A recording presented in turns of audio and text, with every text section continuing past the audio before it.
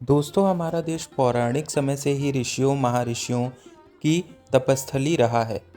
हिंदू धर्म ग्रंथों में कई ऐसे ऋषि महर्षियों का वर्णन मिलता है जिन्होंने अपने तपोबल से मानव जाति के कल्याण के लिए कई तरह के काम किए। तो वहीं कई ऐसे भी ऋषि हुए जिनकी शक्ति से देवराज इंद्र को भी डर सताने लगा था कि कहीं उनसे देवराज की पदवी उनसे कोई छीन न ले। इसी कारण उन्हें जिस किसी भी ऋषि की तपस्या से भय लगने लगता, उनकी तपस्या भंग करने के उद्देश्य से वे स्वर्ग की अप्सरा को पृथ्वीलोक पर भेज देते थे। ऋषि अप्सरा के रूप और यौवन को देखकर मोहित हो जाते थे। इस वीडियो में एक ऐसे ही ऋषि की कथा बताने जा रहे हैं जिन्होंने करीब 1000 वर्षों तक एक अप्सरा के साथ भोग विलास किया। तो आइए जानते हैं ऋषि कंडू के 900 साल संभोग करने का एक रहस्य। कथा के अनुसार पौराणिक काल में ही महान ऋषि कंडू हुआ करते थे, जिनका आश्रम गोमती नदी के तट पर था। एक बार की बात है, ऋषि कंडू ने घोर तपस्या करना शुरू किया। वो तपस्या में इतने लीन हो गए कि उन्हें किसी भी चीज़ का आभास नहीं हो रहा था। इस तरह ऋषि को तपस्या में लीन देखकर देवराज इंद्र हमेशा की तरह घबरा गए। उन्हें यह डर सताने लगा था कि कहीं ऋषि कंडू उनका स्वर्ग का सिंहासन छीन न लें। इसी डर के परिणामानुसार ऋषि कुंडू की तपस्या भंग करने के लिए प्रमलोचा नामक की एक अप्सरा को पृथ्वीलोक पर भेजने का निश्चय किया।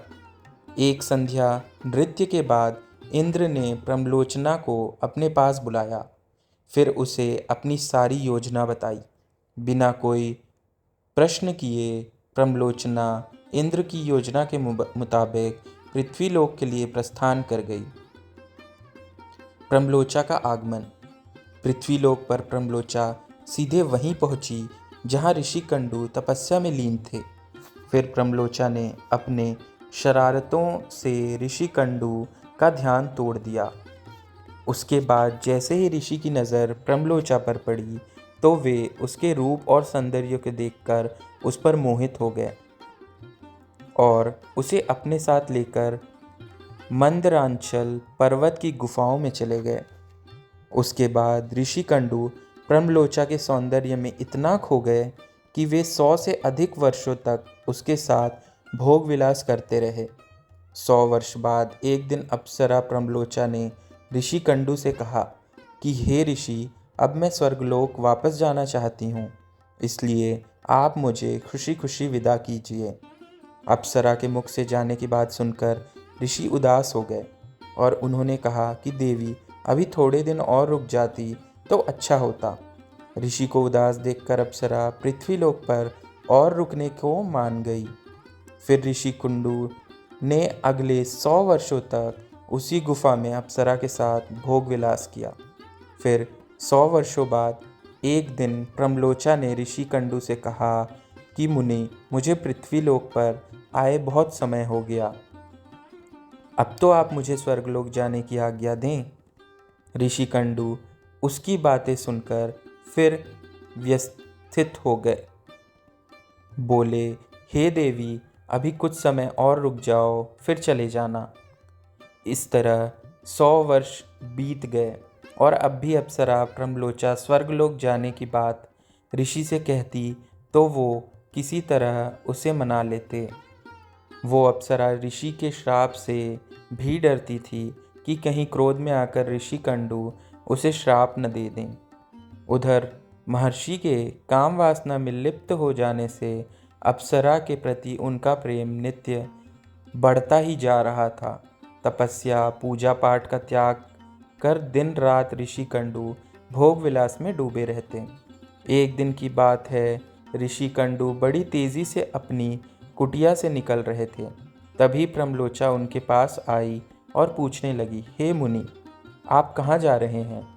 तब ऋषि कंडू ने कहा कि हे बद्रे, दिनस्त हो चुका है, अतः मैं साधना करने जा रहा हूँ।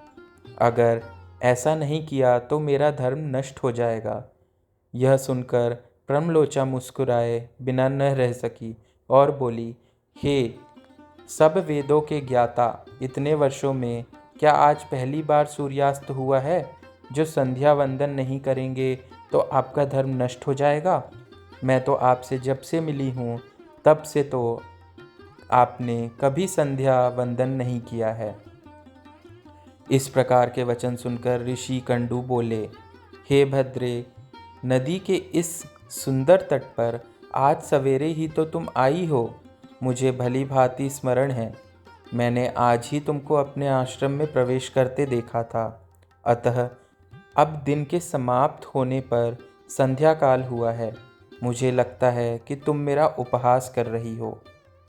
तब प्रम्लोचा ने ऋषि से कहा कि हे ब्राह्मण श्रेष्ठ, आपका यह कथन सत्य है कि आपके आश्रम में मैं सवेरे आई हूँ, परंतु आज नहीं।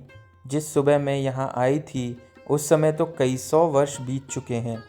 यह सुन महर्षि कंडू घबरा गए और बोले कि हे सुंदरी, मुझे सही सही बताओ, तुझे मुझे तेरे साथ रमण करते कितना समय बीत चुका है। तब प्रम्लोचा ने बताया कि आपको मेरे साथ रमण करते हुए 907 वर्ष 6 महीने और 3 दिन हो चुके हैं। यह सुनकर ऋषि कंडू हैरान हो गए और बोले, हे प्रिय, क्या तुम सत्य कह रही हो या फिर मेरे साथ कोई मजाक कर रही हो? मुझे तो ऐसा प्रतीत होता है कि मैं तुम्हारे साथ एक दिन ही रहा हूँ।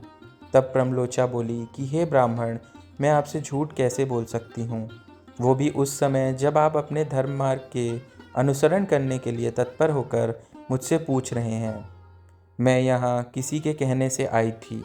ऋषि, आप क्रोधित न हो, आपको सारी घटना का सत्य बताती हूँ, परंतु हे ऋषि, मेरा इसमें कोई दोष नहीं है, इसलिए मुझे क्षमा कर दीजिए। तब ऋषि कंडू ने कहा कि जल्दी बताओ, तुम्हें यहाँ किसने भेजा था?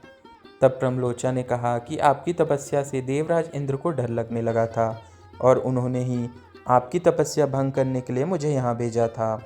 प्रम्लोचा के मुख से ऐसे वाक्य सुनकर ऋषि कंडू व्याकुल हो गए और बोले कि धिक्कार है मुझ पर, मेरा धर्म नष्ट हो गया। एक स्त्री ने मेरी बुद्धि को भ्रष्ट कर दिया। इस स्त्री के संग से मेरा समस्त जीवन का तप नष्ट हो गया। इसलिए हे पापिन स्त्री, अब तू जहाँ चाहे जा सकती है, क्योंकि तुझे इंद्र ने जिस कार्य के लिए भेजा था वह कार्य संपन्न हो गया। तूने मेरा तप नष्ट कर दिया है। तो दोस्तों, यदि आपको यह वीडियो पसंद आया हो तो इस वीडियो को लाइक करें और हमारे चैनल को सब्सक्राइब करें, ताकि हम ऐसे वीडियोस आपके लिए लाते रहें। धन्यवाद और शुभकामनाएं।